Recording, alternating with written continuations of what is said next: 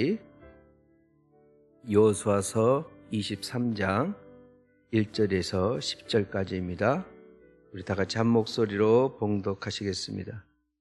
여호와께서 주위의 모든 원수들로부터 이스라엘을 쉬게 하신 지 오랜 후에 여호수아가 나이 많아 늙은지라. 여호수아가 온 이스라엘 곧 그들의 장로들과 수령들과 재판장들과 관리들을 불러다가 그들에게 이르되 나는 나이가 많아 늙었도다. 너희의 하나님 여호와께서 너희를 위하여 이 모든 나라에 행하신 일을 너희가 다 보았거니와 너희의 하나님 여호와 그는 너희를 위하여 싸우신 이시니라. 보라, 내가 요단에서부터 해지는 쪽 대까지에 남아있는 나라들과 이미 멸한 모든 나라를 내가 너희를 위하여 제비 뽑아 너희의 지파에게 기업이 되게 하였느니라. 너희의 하나님 여호와 그가 너희 앞에서 그들을 쫓아내시되 너희 목전에서 그들을 떠나게 하시리니 너희의 하나님 여호와께서 너희에게 말씀하신 대로 너희가 그 땅을 차지할 것이라. 그러므로 너희는 크게 힘써 모세의 율법책에 기록된 것을 다 지켜 행하라.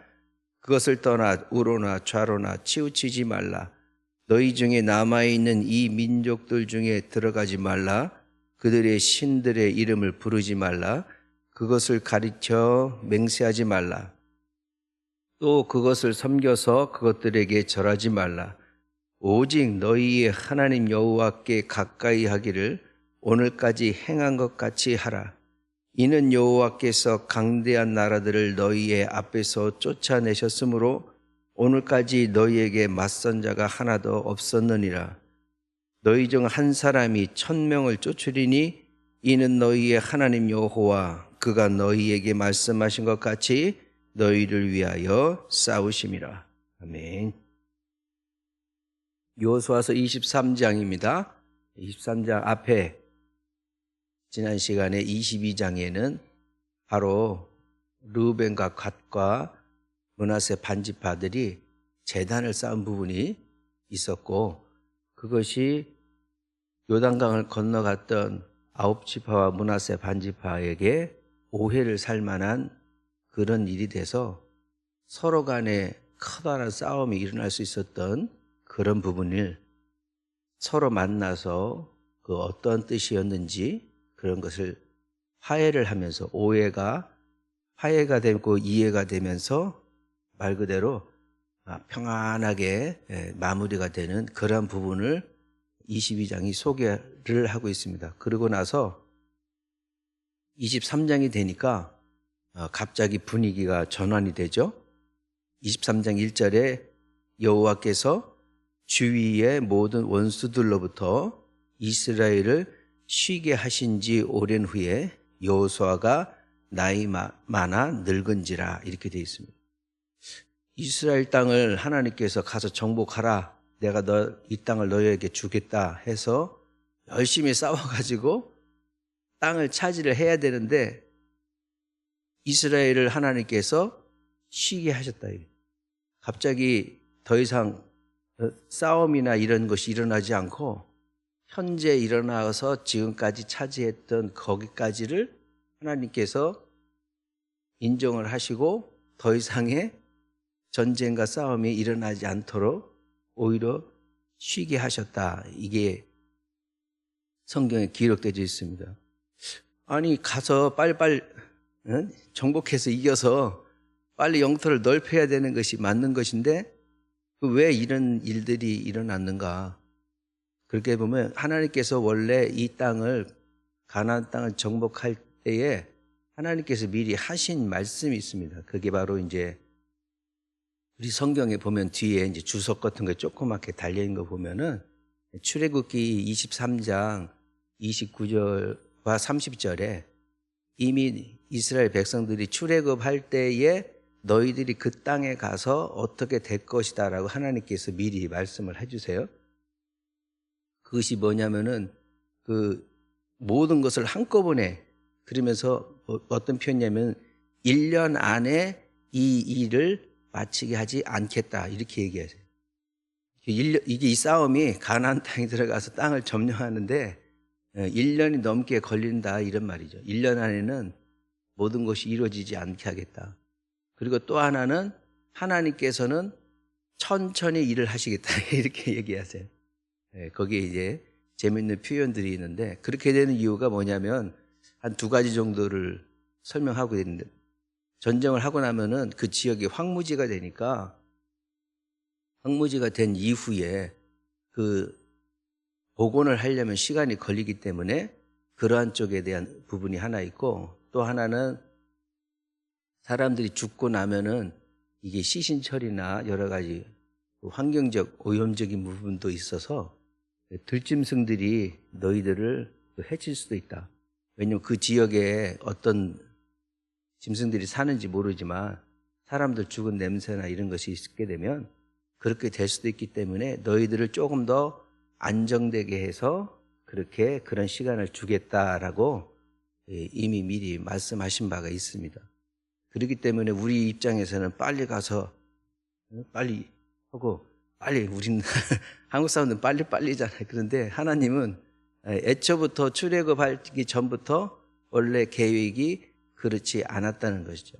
그렇기 때문에 이제 이스라엘을 그 전쟁을 더 이상 하지 않고 쉬게 하면서 안정을 꾀하는 그러한 시간을 갖도록 하나님께서 이렇게 섭리하신 부분이 있습니다. 다시 한번 또 2절을 보면 여호수아가 온 이스라엘 곧 그들의 장로들과 수령들과 재판장들과 관리들을 불러다가 그들에게 이르되 나는 나이가 많아 늙었도다. 23장 1절과 2절에 공통적으로 나오는 게 여호수아가 나이가 많아서 늙었다는.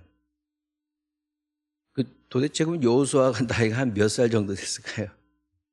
우리가 이 갈렙이 이 산지를 내게 주시옵소서 해가지고 헤브론 산지를 향해서 저 산지를 달라고 했단 말이죠. 그때가 85세로 이렇게 기록이 되어 있어요. 그 85세 그러면은 나이에 노년의 나이에 저렇게 열정을 가지고서 저 땅을 달라고 했구나. 사실상 그 헤브론 땅은 아낙 자손들이 살고 있었다 이렇게 되어 있거든. 근데 아낙 자손은 그 정탐꾼들이 가가지고 처음 딱 봤을 때에 봤던 사람들이 아낙 자손들이란 말이에요. 그 사람들은 가나안 족속들 중에서도 제일 힘이 셌던 그 족속 중에 한 부류였단 말이에요. 그러니까 그냥 쉽게 잡을 수 있는, 싸워서 이길 수 있는 그렇게 만만한 게 아니라 훨씬 큰 그런 족속이었어요. 그럼에도 불구하고 갈렙이 85세에 그런 얘기를 해서 싸움을 해가지고 그 땅을 또 차지하는 일부를 차지하지 않습니까? 여호수아는 도대체 그러면 그 당시에는 가나안 입성했을 때 나이가 도대체 몇 살이었을까 하고서 이렇게 조사를 해보니까 출애굽 당시 모세가 80세가 돼서 애굽에 나타나가지고 백성들을 이끌고 나가는 이 여정 가운데 있었을 때에 여호수아는 한 54살 정도 되지 않았는가 이렇게 추정을 한답니다. 그러면은 모세를 따라서 열심을 내가지고 갔다가 정탐을 해서 10명은 아니라고 하지만 여호수아와 갈렙은 그게 아니고 우리가 저 하나님이 오히려 함께 하시니까 능히 이길 수 있다 해가지고 막 수지의 의지가 불탔는데 이 10명들 때문에 바로 코앞에서 뒤로 돌아가서 40년 광야 생활을 하잖아요. 참 여호수아도 입장에 보면 한참 일하고 있을 때에 혈기 좋을 때에 모세를 따라가서 했는데 이게 일이 틀어졌단 말이죠. 그리고 광야 생활을 40년 동안 해요. 그러면은 그가 가나안 땅에 들어갔을 때 나이가 94살 정도 됐다 이 말이죠. 94살이었던 여호수아가 거기에 전장에 나가서 싸우고 지휘를 하고 괜히 여호수아 하는 게 아니더라고요. 그러한 여호수아가 94세 나이에 이 일을 행하고 나서 또 하나님께서 1년 안에는 절대 전쟁이 끝나지 않을 것이다 라고 했기 때문에 더 많은 시간이 흘렀을 것이고 그 전쟁이 끝났다 하더라도 여기는 오랜 후에 이렇게 되어 있는데 뭐 최소한 한 10년 이상은 그 전쟁이 일어나지 않은 상태로 지낸 것 같고요. 그리고 뒤에 여호수아서 25장에 보면 여호수아가 110세에 죽었다 이렇게 돼 있는데, 그러면은 이 가나안 땅에서의 그 생활을 한 15년, 16년 정도 그런 사이에 있었단 말이죠. 이미 나이가 들은 상태에서 가나안 땅에 들어가서 일을 치르고 나서, 그리고 나서 그래도 나이가 드는 거잖아요. 그러니까 마지막에 여호수아가 생각을 하는 겁니다. 다시 한번 우리 출애굽에서 지금까지의 여정을 다시 방백들과 제사장들과 이런 사람들을 불러다가 다시 한번 정리를 해주는 거죠. 나이를 먹고 갈 때가 됐다 싶으면 어떤 자기 인생을 정리하지 않습니까? 그리고 지금 우리가 12월 거의 마지막을 가고 있는데 2025년의 마지막을 가게 되면 한 해 동안에 무슨 일이 있었는지 또 보게 되지 않습니까? 그런 상황에 여호수아가 설명을 해주는 거죠. 그래서 우리의 인생의 모든 여정에 그 핵심이 뭐였느냐면은 바로 3절에 이렇게 되어 있습니다. 너희의 하나님 여호와께서 너희를 위하여 이 모든 나라에 행하신 일을 너희가 다 보았거니와 너희의 하나님 여호와 그는 너희를 위하여 싸우신 이신이라. 자주 등장하는 이름이 하나님 여호와, 하나님 여호와. 그리고 이 모든 나라에서 행하셨던 것은 하나님이 행하셨대요. 하나님이. 사실상 싸운 건 사람이 싸웠잖아. 사람이 싸웠는데 하나님이 가라고 해서 가서 싸운 건 사람인데도 불구하고 야, 이거 우리가 다 이루었다라는 게 아니라 하나님이 하셨다고 그래요. 하나님이. 그러니까 여호수아는 모든 생각에 모든 것들이 다 하나님이 하시는 거다라고 생각했던 사람이라는 거죠. 그의 인생을 통틀어서 이러한 내가 애굽에 있었을 때 또 모세를 만나서 모세에 의해서 출애굽되고 수많은 또 광야 생활을 하고 수많은 고초를 겪어서 이 가나안 땅에 들어와서 지금까지 있었던 이 모든 것들이 다 하나님이 너희를 위해서 하셨다, 이렇게 결론을 내리고 있습니다. 그래서 이 사실을 결코 잊지 말아라. 지금 너희들이 있는 이 모든 것은 하나님이 너희를 위해서 하신 것이기 때문이다 라고 결론적으로 얘기를 해주고 있습니다. 4절에는 보라, 내가 요단에서부터 해지는 쪽 대해까지의 남아있는 나라들과 이미 멸한 모든 나라를 내가 너희를 위하여 제비 뽑아 너희의 지파에게 기업이 되게 하였느니라. 들어가서 아직도 정복하지 않은 땅이 있다 이 말이죠. 그러니까 아쉬움에서 그런 부분이 아니라 아직도 남아있는데, 그럼 왜 또 들어가서 하나님이 정복하라고 주실 만한 이 땅들을 다 바로 쟁취해서 이스라엘이라는 나라를 세운 것이 아니라 왜 또 이렇게 나도 남아있어요? 그러면은 죄가 많아서 하다가 힘들어서 그런 게 아니라는 거죠. 그런 게 아니고 이것도 역시 하나님께서 그렇게 배정하신 부분이 있습니다. 그래서 모든 것이 다 되는 게 아니라 나중에 보면은 너희들이 강성하여서 이 땅을 조금씩 쫓아낸다 이렇게 돼 있어요. 그게 바로 이제 출애굽기 29장 30절 말씀에 보면 하나님께서 내가 앞서서 싸우긴 하는데 내가 조금씩 쫓아낼게 이렇게 표현이 되어져 있어요. 대신에 단서가 너희가 강성할 때, 너희들이 스스로 여기 이스라엘 백성들이 가나안 땅에 와서 자성을 하라 이 말이죠.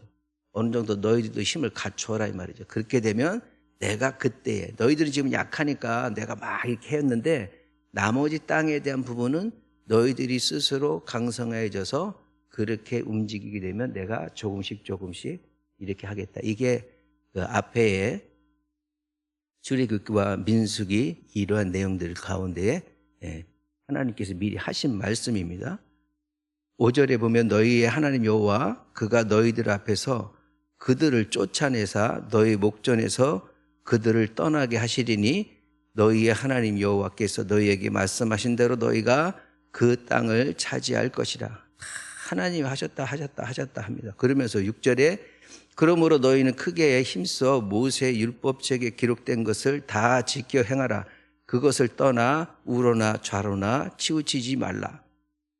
이 말씀은 어디서도 많이 들어본 듯한 그런 말씀이죠. 또한 왜냐하면 다윗이 죽을 때에 나이 들어서 힘들할 때에 솔로몬에게 당부한 말이 바로 이겁니다. 하나님의 말씀에서 떠나지 말아라. 그 율법책에 기록된 대로 너는 지켜서 행하라. 이게 다윗이 솔로몬에게 한 게 아니라 다윗이 나타날 때까지의 이 여호수아와 다윗과의 그 여정이 한 300년 전도 됩니다. 300년 전에 이미 여호수아가 그 방백들한테 미리 한 얘기가 그대로 전승돼서 내려가는 부분이 생긴 것이죠. 7절에 너희 중에 남아있는 이 민족 중에 들어가지 말고 그들의 신의 이름도 부르지 말고 가르쳐 맹세하지도 말고 절하지도 마라. 절대로 이건 해서는 안 돼 라고 주의와 당부를 주죠. 주의와 당부를 주는 것은 그럴 가능성이 많다 이런 이야기예요. 가서 보니까 지금이야 뭐 은혜 받아서 하나님이 해서 막 좋다지만 시간이 지날수록 그렇게 빠져 들어가고 있습니다. 그 여호수아 이후에 그럼 사사가 그 여러 사사들이 나타나는데 온니엘부터 해가지고 그 삼손도 여기에도 해당되는 사사조가 있죠. 그 앞쪽에 이제 기드온도 있고 그리고 나서 엘리 제사장 다음에 바로 사무엘이 나오거든요. 사무엘이 나와서 다윗을 왕으로 사울을 왕으로 삼고 다윗을 왕으로 삼을 때 이 300여정 과정 가운데 여러 사사들이 드러나면서 이스라엘의 실상들이 조금씩 드러나죠. 그런 이유는 뭐냐면은 바로 하나님을 배신을 해요. 이스라엘 백성들이 배신해서 하나님이 또 이렇게 사사를 보내서 구원해 주면은 잘못했습니다. 하나님 용서해 주십시오. 그럼 하나님 또 용서해 주시고 용서해 주시니까 또 야 행복하다 평안하다 하다가 조금 지나니까 또 다시 배신 때리면 또 하나님이 또 진노하시니까 또 사사가 나타나서 또 구해주고 이게 300년 동안의 여정 가운데 계속해서 흘러가는 흐름이 있다라는 것이죠. 7절의 말씀이 결코 가벼운 말씀이 아니라 하지 말라 하면은 진짜 하나님 중심으로 생각하고 해야 되는데 너무나도 인간적인 생각들을 우리는 그렇게 하고 있다. 이것이 예전에부터 있었던 일이란 말이죠. 8절이 또 가장 중요한 말씀입니다. 오직 너희의 하나님 여호와께 가까이 하기를 오늘까지 행한 것 같이 하라. 아주 이제 가장 큰 핵심이 바로 8절이 있습니다. 그 앞에는 오직이거든요. 오직 다른 게 아니고 하나님 여호와께 그 다음에 중요한 말이 가까이 하라예요. 가까이 하라. 이 가까이 하라는 것은 옛날에 가까이 했다가 아니고 지금 너희들이 지금 내가 노년의 마지막 휴식도 취하고 지금 참 좋고 하나님 잘 섬기고 있는 지금 그 모습을 잘 유지하라는 거예요. 그래서 이 가까이 하기라는 말은 그 이제 미완료 형태라 해서 완전히 끝난 게 아니라 지금 너희의 상태가 이러하니 앞으로도 이렇게 해라. 예, 그러한 뜻으로서 쓰여진 단어입니다. 그러니까 하나님을 가까이 하래요. 가까이 하라는 것은 여기 옆에 쓰세요 이렇게 하는 게 아니라 완전히 밀착을 해서 하나님과 너희들 사이에 틈이 없게 완전히 밀착시키라는 거, 완전히 붙여버리라는 얘기죠. 하나님을 내 옆에서 완전히 붙잡고 그렇게 너희들이 지금 살고 있지 않느냐? 그거 끝까지 그렇게까지 해라. 그것이 바로 여호수아가 마지막으로 당부하는 가장 큰 핵심 중에 하나의 말씀입니다. 10절에 너희 중에 한 사람이 1000명을 쫓으리니 이는 너희의 하나님 여호와 그가 너희에게 말씀하신 것 같이 너희를 위하여 싸우십니다. 하나님은 항상 우리를 위하여 싸우시고 계세요. 지금도 그렇게 일하고 계신다라는 표현을 하지 않습니까? 한 사람이 1000명을 쫓는다. 예, 이렇게 되니까 여러분들도 1000명을 쫓는 한 사람이 되십시오. 이렇게 설교를 할 수가 없습니다. 이거는 어떤 한 사람, 특정 사람을 얘기하는 게 아니고 하나님이 네가 하나님 곁에서 그렇게 붙어 있으면 하나님이 너를 그런 사람으로 만들어 주실 것이다 이 말이에요. 단서가 있는 겁니다. 단서가. 아무나 한 사람이 1000명을 쫓겠습니까? 천명을 쫓게 해달라고 새벽에 나와서 기도하고 한다고 이런 일이 일어나겠습니까? 내가 벌써 하나님한테 어떻게 붙어 있느냐, 내가 하나님을 어떻게 신뢰하느냐에 따라서 하나님께서 주시는 그런 하나의 상징적인 표현이지, 1000명이 뭐 그럼 999명이 되면 안 됩니까? 이런 건 아니지 않습니까? 그렇기 때문에 이런 표현은 하나님의 절대적인 주권과 무한하신, 사람이 어떻게 한 명이 1000명을 상대합니까? 이거는 상징적으로 그만한 힘을 하나님께서 주시기 때문에 가능하다.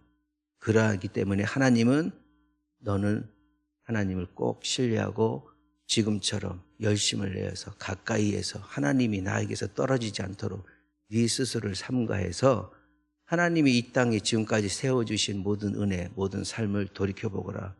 그리함으로 앞으로의 모든 인생과 여정도 또한 그러하리라 라고 당부를 하면서 여호수아가 말을 하고 있는 것입니다. 2025년 우리가 지나왔던 한 해 가운데 우리가 행했고 우리 앞에 있었던 이 모든 일들이 내가 만든 것인지, 내가 열심을 내서 이렇게 쌓아놓은 것인지, 아니면 하나님이 쌓아 주신 것인지, 그런 것을 점검할 필요가 있다라는 생각을 합니다. 우리가 가지고 있는 모든 것들 가운데 있어도 여호수아가 이 많은 대업을 이루고 했음에도 불구하고 거봐라, 내 말 들으니까 잘 됐지, 이렇게 한 적이 없어요. 다 하나님이 하신 것이고 나는 그저 뽑으라고 해서 제비 뽑기 하려서 실행한 것뿐이고, 참 너무나 겸손한 그런 가운데에서 노년을 맞이하고 있고, 그러한 그 생각이 모든 게 하나님의 은혜다라는 이 말 한마디가 그냥 나오는 것이 아니라 진정으로 우리가 생각해서 하나님의 은혜입니다, 하나님의 은혜입니다. 그 얘기는 지금까지 내가 있는 것이 하나님의 은혜이면 앞으로 나의 삶, 내 자손들의 삶, 내 후손들의 삶도 역시 하나님의 은혜로 채워질 것입니다라는 그러한 신앙적 고백이 우리의 삶 가운데도 이어져야 되는 게 아니겠습니까? 우리의 이 시간, 토요일날 새벽에도 나와서 하나님 앞에 나와 있는 이 시간, 내가 다른 것뿐만 아니라 여러 가지 기도 제목이 필요하겠지만 하나님을 더욱더 가까이 하는 삶이 되게 하여 주시옵소서. 내가 하나님과 더 밀착되어서 그 사이에 틈이 생기지 않게 하시고, 그리함으로써 이스라엘 백성들에게 당부했던 여호수아의 이 말이 나에게도 임하여져서 나를 위해서 일하시고 계시는 하나님 더욱더 사랑하며 그 은혜 가운데 살게 하여 주시옵소서. 그런 마음으로 하나님 앞에 기도하며 나가